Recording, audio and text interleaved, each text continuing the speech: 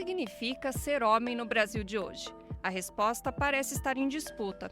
Enquanto as mulheres ampliaram seus espaços e reinventaram papéis, muitos homens ainda seguem presos a modelos antigos, forjados na autoridade, na agressividade e no silêncio emocional.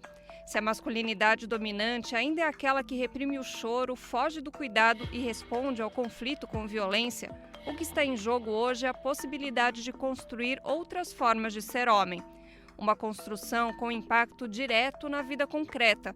No Brasil, homens são os principais autores e também as maiores vítimas da violência. Morrem mais, morrem antes e muitas vezes por não se cuidarem. A expectativa de vida deles é quase 7 anos menor do que a das mulheres. Seja na saúde, nos afetos ou na violência, o modelo tradicional de masculinidade tem cobrado um preço alto dos homens e de toda a sociedade.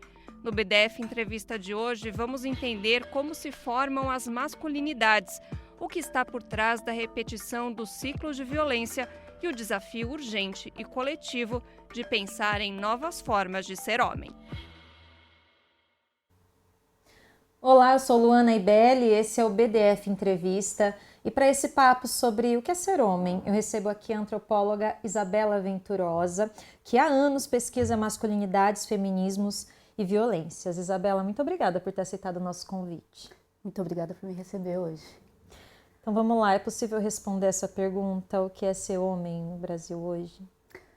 Eu acho que o que é ser homem é muitas coisas. Quando a gente faz essa discussão, a gente tem que estar muito atento que a gente está falando de uma multiplicidade, né, que cabe nessa categoria, que passa tanto por raça quanto por classe, por transgeneridade, mas que existe algo que está alimentando um certo modelo tradicional que algumas pessoas têm articulado a partir de uma ideia de caixa do homem, né?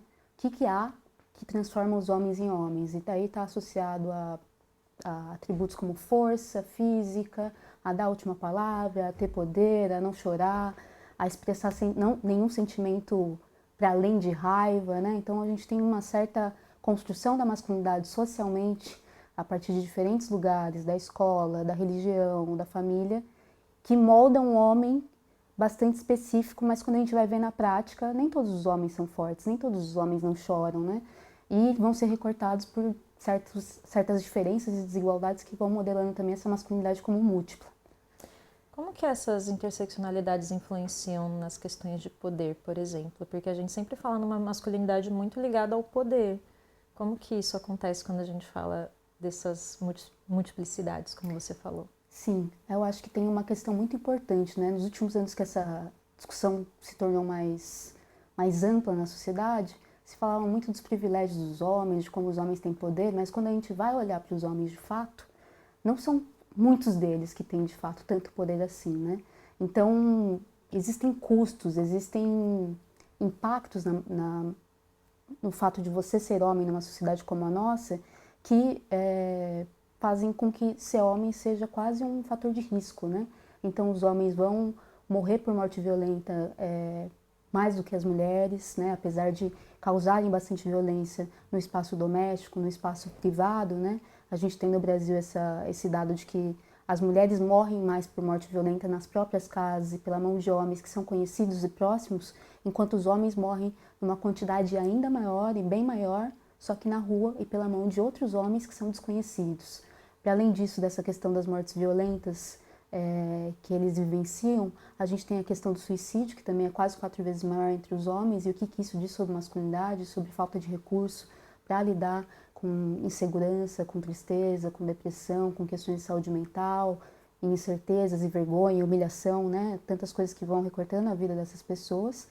E a gente também tem a questão da saúde dos homens, né? Onde eles também não têm um aprendizado de um certo cuidado de si e acabam só chegando, por exemplo, a um lugar de saúde quando já estão cronificados, né? E tantas outras coisas, né? Então, quando a gente vai pensar sobre isso, a gente logo se aproxima das questões de raça e de classe e vai vendo que, para certos homens, esse poder não está tão acessível assim, né? Tem muito custo. Quem é que morre por morte violenta nas ruas, né? São homens jovens, negros e pobres. Quem é que morre mais cedo, né? A estatística média é 7 anos a menos em comparação com as mulheres. Mas se você tem um homem pobre e um homem que é negro, muitas vezes ele vai morrer antes disso. Ele não vai chegar aos 70 anos, ele vai chegar aos 58, aos 60 no máximo. Porque vai morrer por questões que poderiam ser evitáveis, né? Um não cuidado com diabetes, com pressão alta, com cirrose hepática, que também é uma doença bastante prevalente relacionada ao alcoolismo.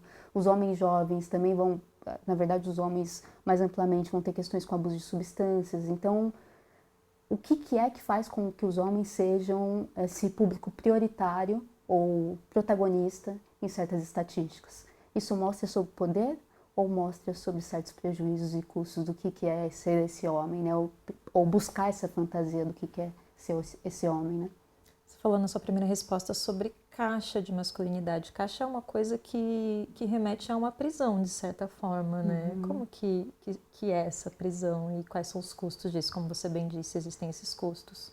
Eu gosto, esse conceito da caixa do homem é um conceito trazido por um cara chamado Tony Porter.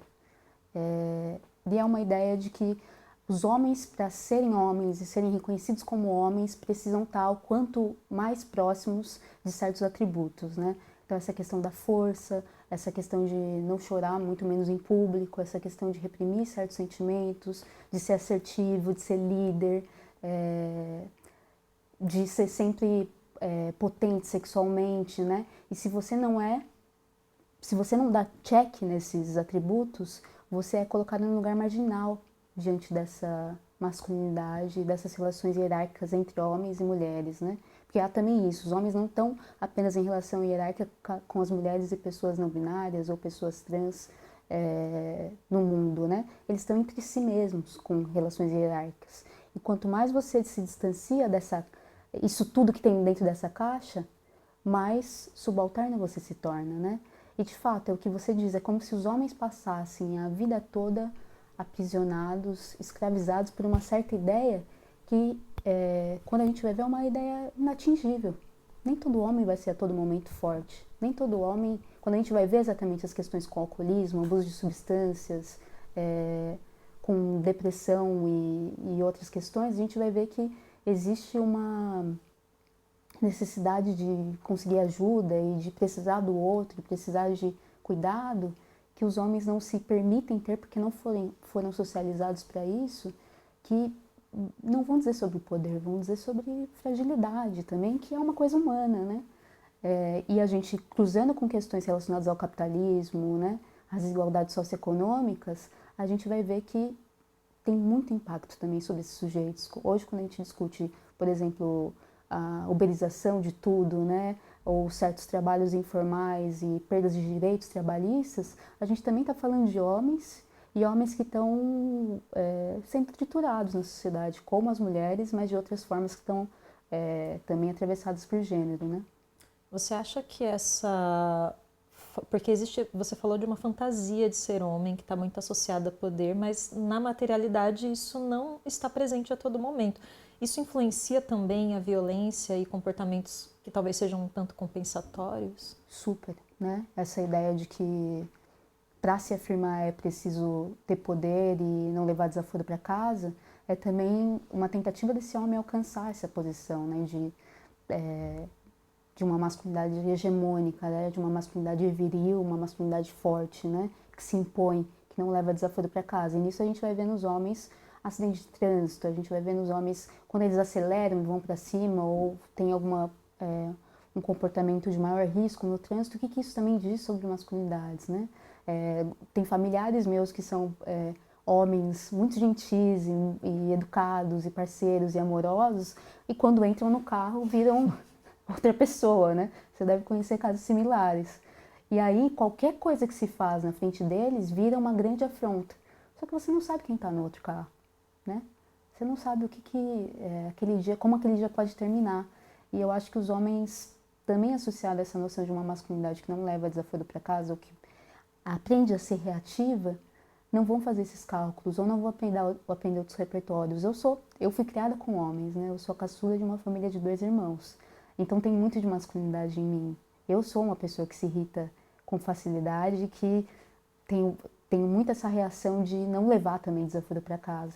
Mas eu também fui socializada com outros repertórios. e ao mesmo tempo que eu me irrito e quero voar no pescoço de alguém, assim como todos nós humanos, né?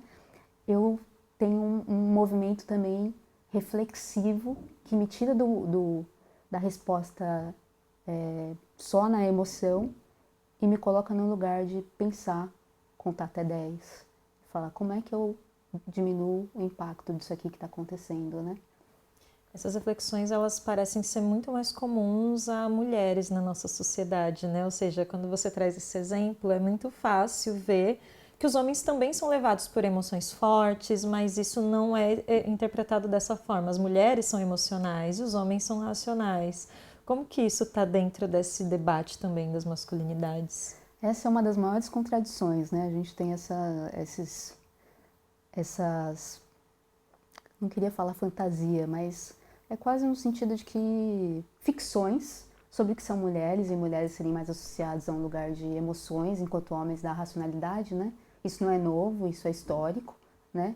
Mas quando a gente vai ver, por exemplo, quando a gente tem violência, quando a gente tem violência em casa, violência fora de casa, quando a gente tem certos comportamentos dos homens, a gente vai ver que está num lugar emocional, né? Não está num lugar reflexivo, de racionalidade. Não se pensa, não se calcula os impactos das suas ações. Só depois vai se ver o que acontece, né? Enquanto as mulheres estão muito pensando qual que vai ser esse impacto para a minha família, para a minha comunidade, o que eu tenho que fazer para cuidar disso e daquilo, seja de mim ou do outro, né? Então a gente está muito mais fazendo certas reflexões para não trazer dano, enquanto os homens são muitas vezes imediatistas. É claro que a gente está falando aqui numa perspectiva de expectativas sociais, mas não é que todo homem, né? Nem todo homem, mas muitos homens vão estar mais com essas posições mais reativas que não passam por um lugar só de racionalidade, mas de muita emoção, né? E aí, uma das emoções mais fortes, mais prevalentes entre os homens é a raiva e não ter muito repertório para lidar com a raiva, senão através da violência. Existe hoje todo um debate sobre novas masculinidades. E aí eu queria te ouvir um pouco isso, né? Existem esses novos homens, isso também é uma ficção, né? E o quanto tudo isso pode expressar uma mudança real na sociedade. Acho que eu adoro essa questão e é uma questão polêmica que eu gosto de dar uma causada sobre isso. Porque eu acho que hoje em dia a gente tem aditivado muito as masculinidades, novas masculinidades, masculinidades positivas, masculinidades saudáveis, que eu vejo muito num lugar meio neoliberal para vender coisa. Vender e-book, vender mentoria, vender curso, vender retiro para abraçar homem na floresta. E tudo bem, tem muita gente se esforçando e muita gente tentando propor coisas interessantes também. Mas eu acho que talvez a gente esteja mirando no lugar errado e que seja menos sobre adjetivar e criar um novo ideal, um novo modelo que pode ser também inatingível, né? E mais sobre pensar, peraí, a gente quer criar um novo modelo de masculinidade ou a gente quer que as pessoas, homens ou mulheres ou pessoas não binárias, transitem por atributos e habilidades que sejam benéficas para si mesmos e para as pessoas da sua comunidade? E nisso a gente não vai adjetivar. A gente vai falar de masculinidades múltiplas, outras masculinidades, não de uma coisa nova que, nossa, resolvemos as questões e agora é um pai ativo, né? Esse pai também vai ter falha, assim como as mães têm, né? Então, não mirar numa nova identidade, mas focar talvez numa ética e em práticas que sejam acessíveis a todos, né? Eu costumo fazer uma provocação que é, se você tira tóxico de masculinidade, o que sobra? E as pessoas ficam assim, né? Tentando fazer um download ali que não se faz. Não sei, sobra... Não sei. E eu falo, não sobra algo que é associado à masculinidade necessariamente, né? Se você vai pensar, vai ser uma pessoa que cuida de si, cuida do outro, que é cooperativa, que é respeitosa, que ouve, sabe oferecer escuta, que cuida de si mesma, que cuida da sua casa, né? Sabe se virar domesticamente, cuida da sua saúde, tá numa reunião e ouve também as mulheres, mas ouve também os homens e ouve todo mundo, né? E isso é algo que é feminino ou masculino? Isso é algo que é uma masculinidade ou uma feminilidade? Não, são atributos positivos para nossas comunidades como um todo. Então não é sobre uma nova identidade, não é sobre um novo homem, né? Que vai ser também um factoide, vai ser também uma uma Doriana ali, que quando você vai ver na prática, o cara também tá fazendo um monte de abobrinha e atrocidade, né? Porque é isso. Como que a gente leva isso para a criação dos meninos, né? Porque a gente está falando de comunidades, de começar a introduzir esses valores a todos, e acho que existe um desafio também de levar isso para os meninos, enfim, para os mais jovens. Sim, eu acho que a gente tem um compromisso muito grande com as juventudes, lembrando novamente que a gente está falando de juventudes que são muito desiguais, né? Tem impacto até hoje da pandemia sobre nós e sobre as nossas crianças e adolescentes. Acho que a gente tem uma necessidade muito de estar nas escolas e estar também oferecendo um letramento para as famílias que também não têm recurso, não têm repertório para saber também como produzir, né? Até hoje a gente vai ver as meninas sendo colocadas para lavar a louça se a mãe ou a avó não está, e os meninos ainda num outro lugar, ou também para certos meninos indo trabalhar muito cedo, né? Então eu acho que tem um lugar da gente fazer cada vez mais essas conversas sobre equidade de gênero, não só sobre equidade de gênero, mas justiça social, né? Pensando raça, pensando classe, capacitismo, sexualidade, com juventudes, tanto nos espaços da escola, quanto entre as famílias, comunidades, lazer. E eu tenho achado que a gente teve mais casos de atentados em escolas nos últimos anos no Brasil, né? Que não é nenhuma novidade, na verdade. Se você entrar na Wikipedia e buscar talvez nas escolas esteja se tornando mais comum, mas Estados Unidos, alguns países sempre tiveram esse tipo de... sempre há muito tempo, né? Mas no último século, digamos, tiveram ataques em instituições de ensino, de educação, e também em espaços públicos, onde sempre os autores eram ou homens jovens, ou não tão jovens, ou meninos, né? Poucos atentados foram por meninas. Acho que 4, coisa desse tipo, pensando globalmente. E a gente vai vendo que, além de a gente ter esse combate hoje com a questão da ideologia de gênero, né?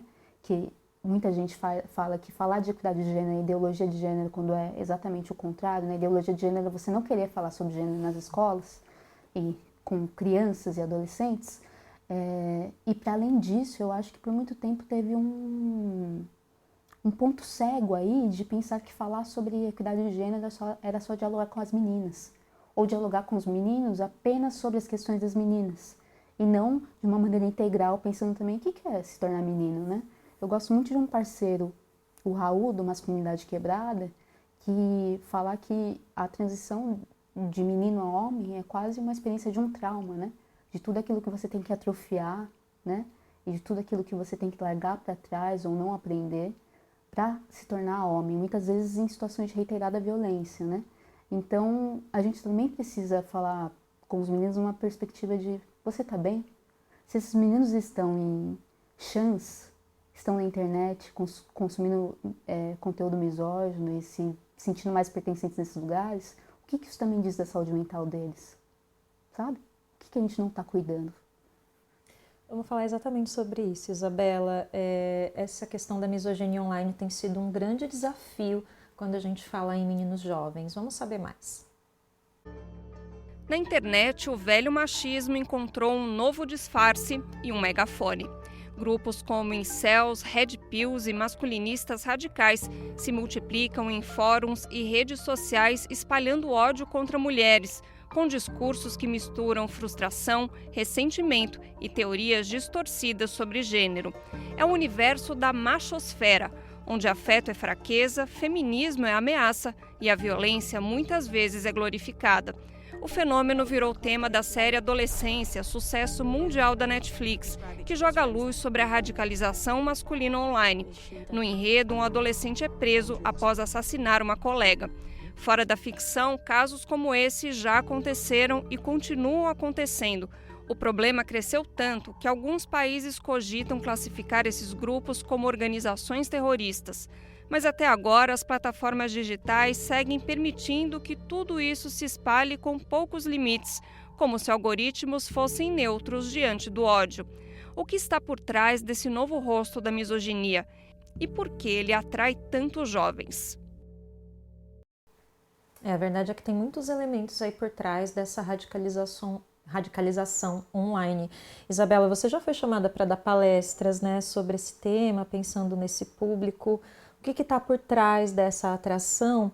E eu te pergunto também se é um desafio grande quando a gente fala em masculinidade nos tempos atuais. É um desafio enorme. Eu percebo muito de dar, por exemplo, palestras em escolas, que eu tinha um perfil de menino antes da pandemia e um agora que volta para as escolas, né? Para mim tem uma coisa datada mesmo, de ver um crescimento desses chans, desses fóruns online, desses lugares, e também de ver eles saindo de uma deep web para a superfície da web, né? Se hoje o seu filho de 13 anos baixa o TikTok e coloca lá masculino 13 anos, em menos de 5 minutos começa a se apresentar conteúdo misógino, né? Isso é uma questão que tem aparecido em pesquisas mesmo.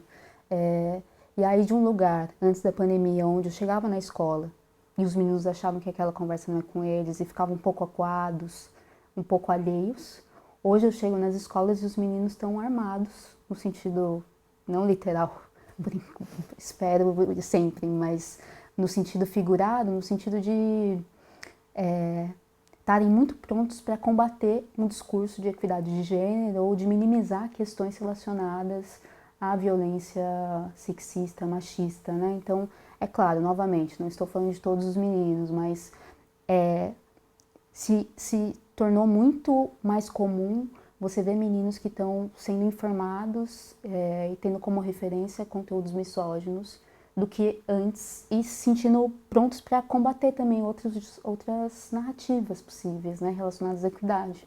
Então, eu vejo que meu trabalho ficou muito mais difícil. E também trabalhando com adultos, na verdade, eu acho que os produtos, né, audiovisuais que têm sido produzidos por grupos de conservadores, de direita e extrema-direita, como as coisas feitas pelo Brasil de fato, às vezes começam a circular nos grupos que a gente tem com homens em grupos reflexivos, né? Grupos que são... A gente faz grupos no contexto da Lei Maria da Penha e o cara começa a mandar coisas do... Como que é o nome do ex da Ana Hickman? Não me lembro, mas começou a falar de como ele era vítima da Lei Maria da Penha, né? Isso se tornou muito mais comum deles rebaterem o que a gente traz como informação a partir de fake news muitas vezes misógino, né? Eu ia te fazer uma pergunta, porque você trouxe no primeiro bloco vários elementos que mostram o quanto também os homens estão, né, numa situação de violência, também são vítimas de violência, e esse argumento ele é muito trazido por esses fóruns, né, para justamente dizer o contrário, que esses homens são as grandes vítimas da sociedade.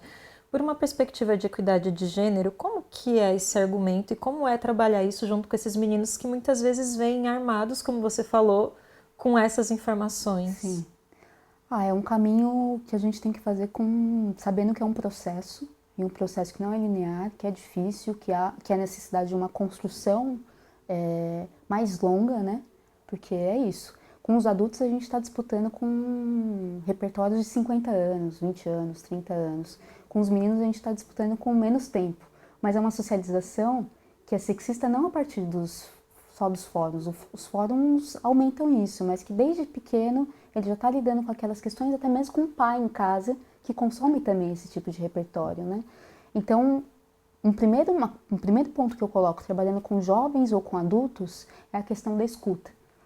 Não pode chegar querendo dar aula para o sujeito. Tem que também perguntar quem é você, de onde você vem. Me conta, o que é esse menino hoje? O que você está vendo? E a partir também dessa escuta você cria um vínculo e uma relação de eu te vejo, você me vê. Eu não estou aqui contra você.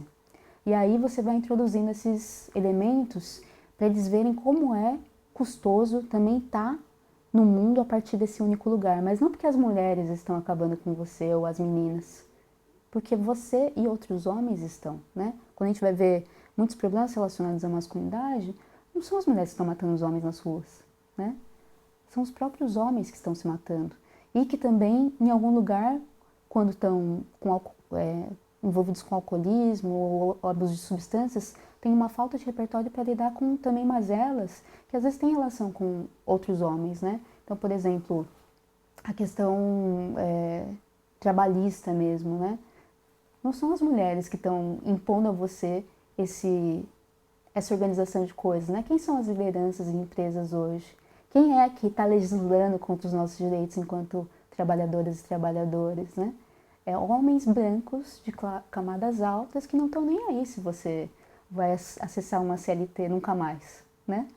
Então, tem uma certa discussão aí também sobre oferecer subsídio para que essas pessoas possam produzir um pensamento crítico e nisso desnaturalizar a realidade como ela é. Não a partir de fake news, onde você é vítima das mulheres, mas a partir dessa realidade que está sendo produzida também por masculinidades que estão se impondo de uma maneira nociva para as suas comunidades, né? Então eu vejo um pouco sobre isso. E é isso. A internet não é um lugar per se horrível, né? A internet foi o que trouxe também uma discussão de feminismo mais ampla para a sociedade, né? A gente viveu um momento de florescimento muito grande das juventudes nos anos 2000, 2010, com blogs feministas, com esse acesso à informação mais fácil. Então eu chegava para dar palestra em escola e as meninas estavam assim, nem precisavam me chamar, sabe? 3 ondas do feminismo na ponta da língua. Até hoje a gente vê isso, né? Mas ao mesmo tempo é isso. A internet é um lugar pouco regulado. Hoje ainda mais essa é uma discussão. E, para além de ter coisas que são boas, também tem coisas que são muito ruins. Como é que a gente lida com isso? Primeiro, como sociedade, lutando para a regulação das redes. E, em segundo, sabendo que a gente não pode parar de também fazer essa disputa de narrativas, por perspectivas de mundo, por éticas que sejam atreladas a uma noção de equidade. Se os meninos estão se sentindo mais confortáveis nesses lugares, é porque não tem outros lugares dialogando com eles, que sejam lugares atrativos, que sejam lugares que vejam eles como sujeitos e vejam as potencialidades também desse lugar no mundo para eles, né? Para isso a gente precisa saber quem eles são, o que eles estão fazendo, do que eles gostam. Existe uma promessa de acolhimento, falando justamente nessa questão, né, de não existirem, às vezes, alternativas.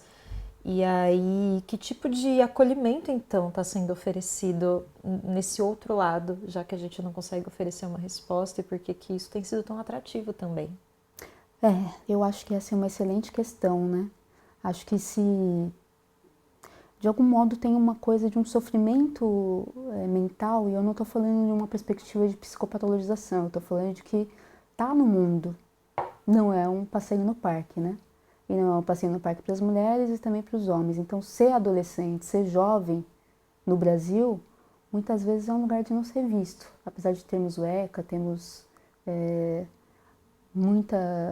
hoje, certos mecanismos para direitos dessa população mais jovem, mas em muitos lugares a gente vai ver que, por exemplo, falando de meninos pobres, jovens, negros, qual que é o espaço de lazer para eles, né? Qual que é a possibilidade de mundo? E mesmo se a gente for falar de meninos mais abastados e brancos, a gente vai vendo que o lugar está meio opaco, né? Se antes era aquele lugar de os meninos têm mais poder, a quadra deles, e continua sendo deles em muitas escolas, né? Tem também um lugar de sofrimento, tem também um lugar de estar vendo os pares consumindo certas coisas, e para se sentir pertencente também ir para esses lugares de pares, né? E se encontrar se identificar nessas falas que muitas vezes são falas radicalizadas, né? Mas também porque a gente não está fazendo outras falas que tenham a ver com masculinidade que tragam para um outro lugar, né? Eu vejo um pouco trabalho nas escolas. Quando a gente teve os ataques dos últimos anos nas escolas, se falou bastante de cultura de paz e de colocar a psicóloga em escola.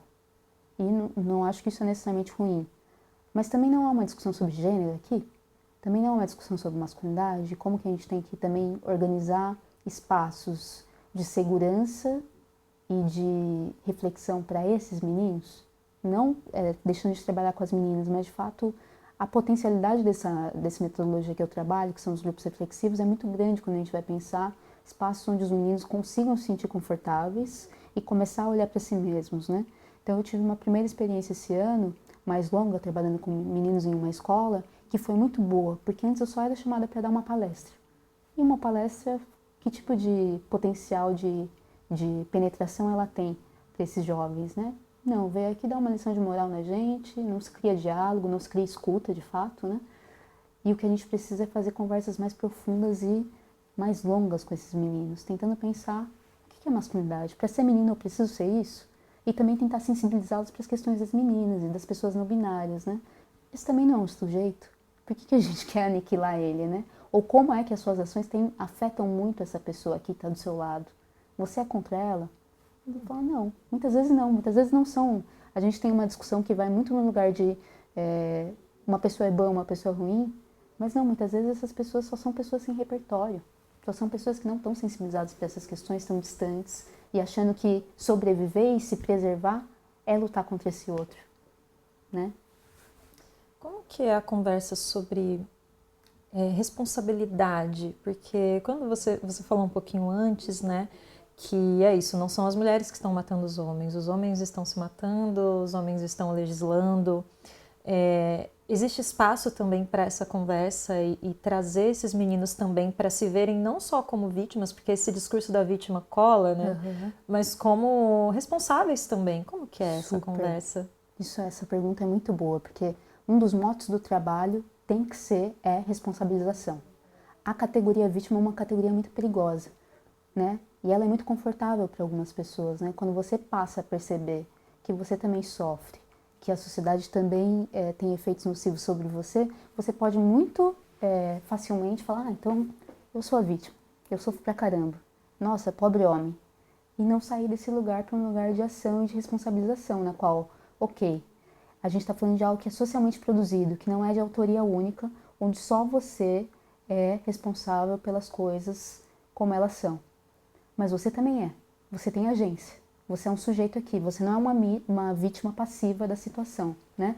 Então a gente tem falando um pouco de metodologia mesmo, a gente tem um trabalho aí que é mostrar que esses sujeitos sofrem, mas com o desafio de falar, não estamos falando isso para você só ficar confortável nesse espaço.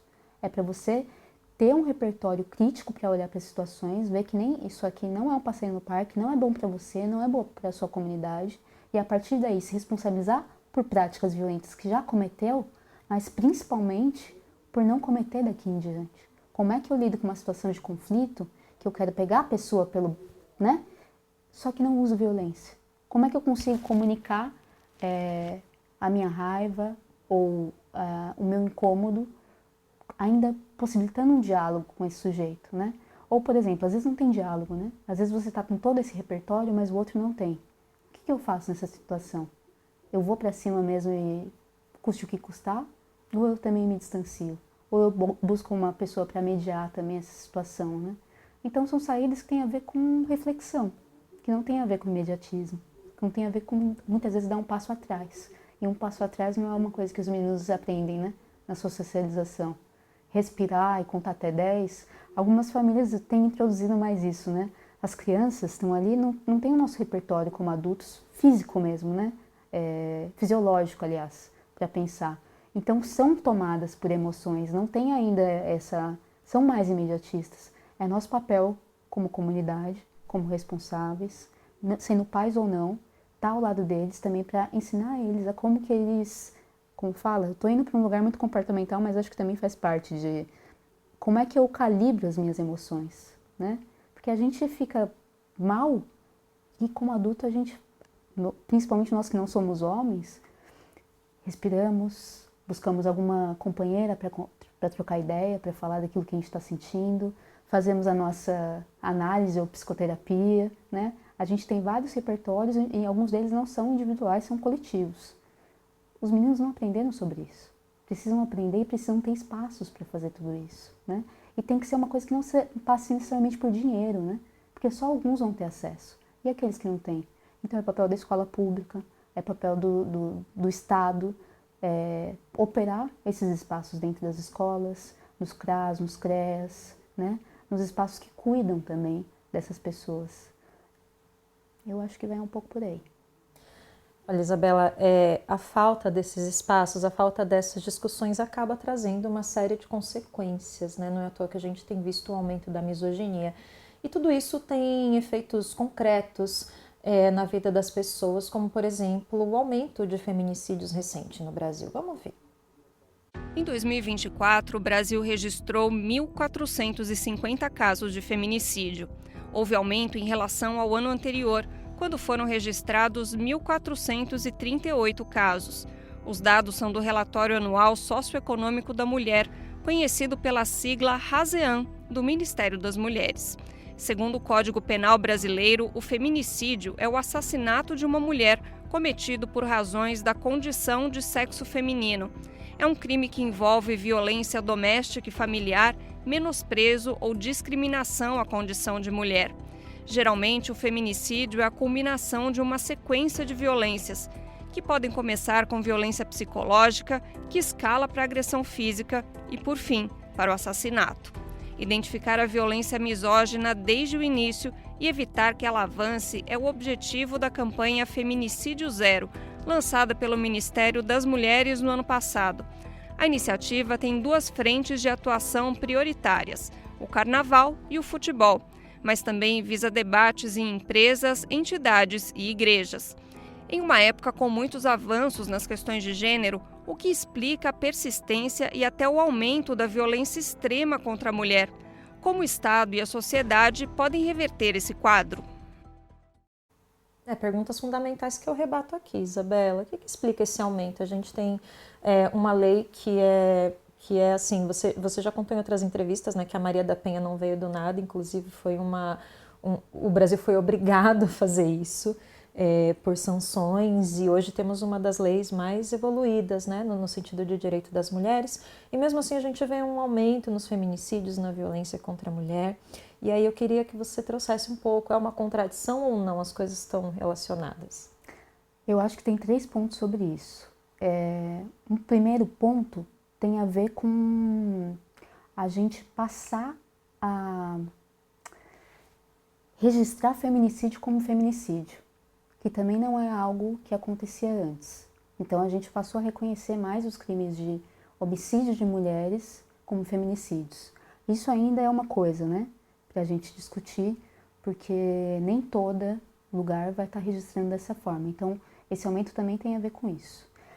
Um segundo ponto é que, por mais que a gente tenha uma das leis mais completas, mais bem feitas, mais elogiadas internacionalmente, o que está na letra da lei e o que acontece na realidade ainda são coisas bastante distantes. Então, beleza, a gente está prevendo uma lei que não é só punitivista, que não é só punição, que também cria todo um leque de mecanismos para proteger as mulheres. Mas quando a gente vai ver, por exemplo, não tem delegacia de defesa da mulher em todas as cidades. Então, não tem delegacia de defesa da mulher operando 24 horas, quando a gente sabe que os crimes acontecem, principalmente à noite e aos finais de semana, quando os homens estão em casa. O que é uma delegacia que não funciona nesses horários, que são os horários de maior risco, né? A gente tem a questão das casas-abrigo.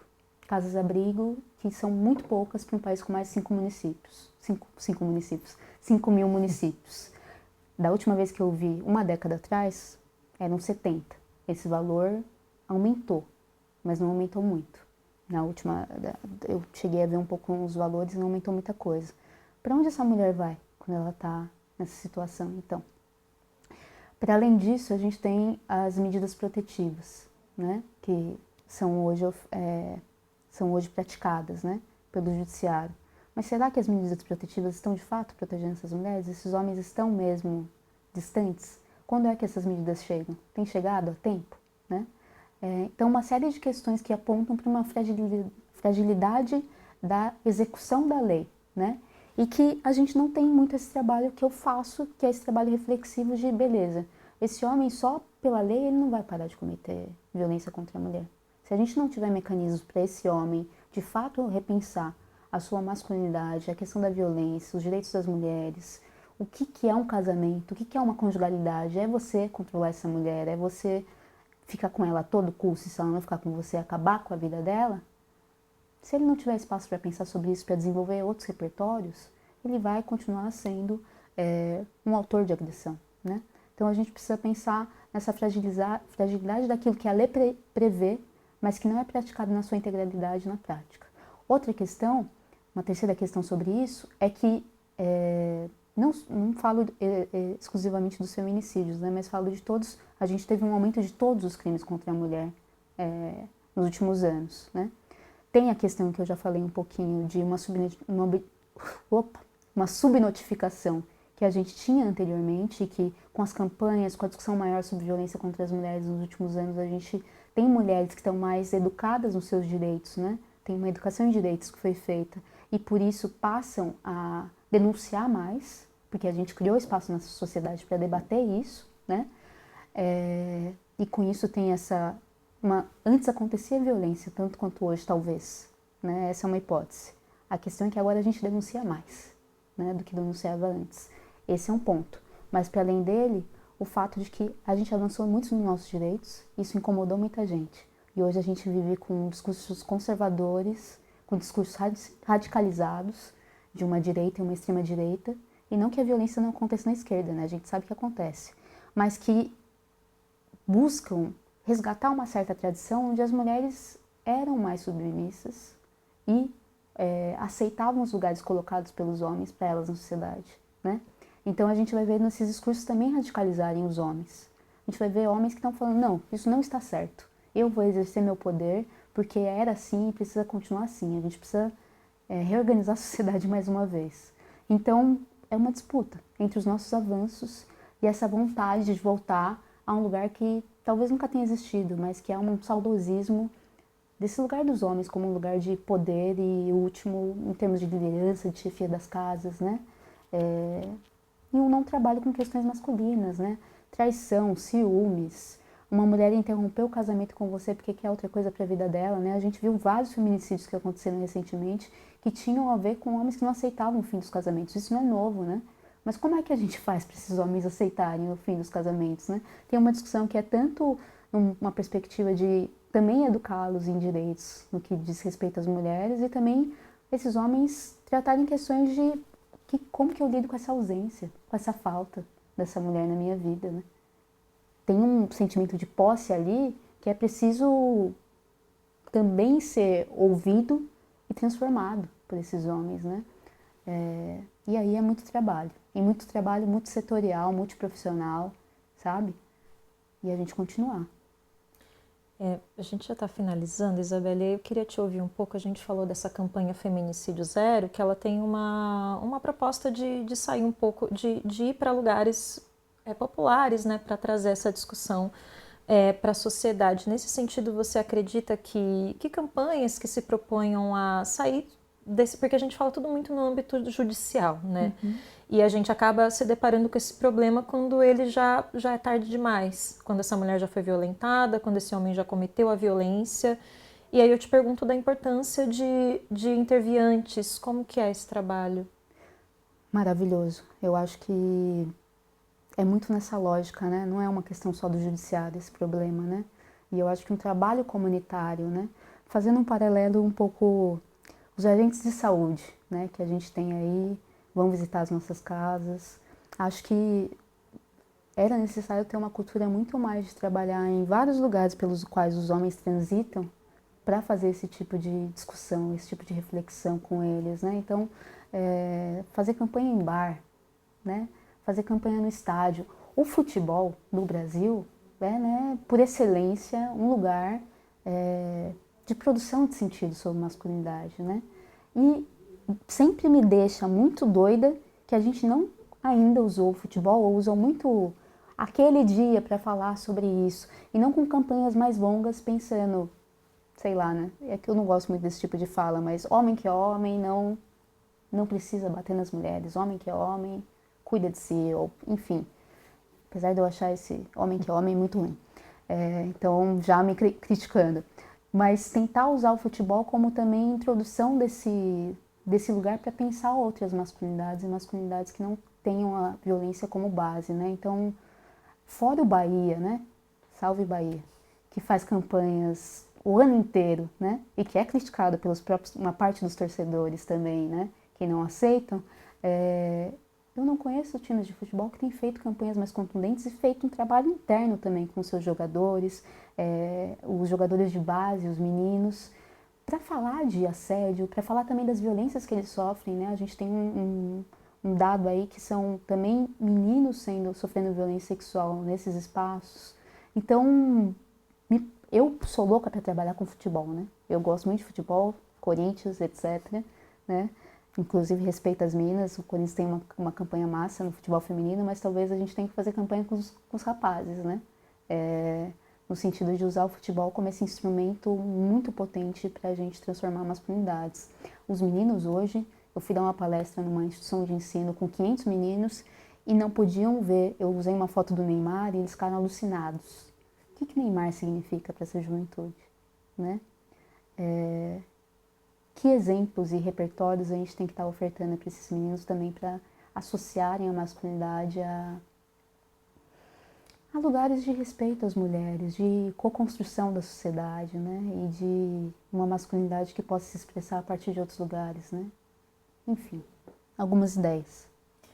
Isabela, muito obrigada por essa conversa, por essas informações. Tenho certeza que vai atingir muita gente. Não, muito obrigada pelo convite. Eu adorei estar aqui com vocês. É isso. Gente, muito obrigada pela sua audiência. Esse foi o BDF Entrevista e te esperamos numa próxima. Tchau!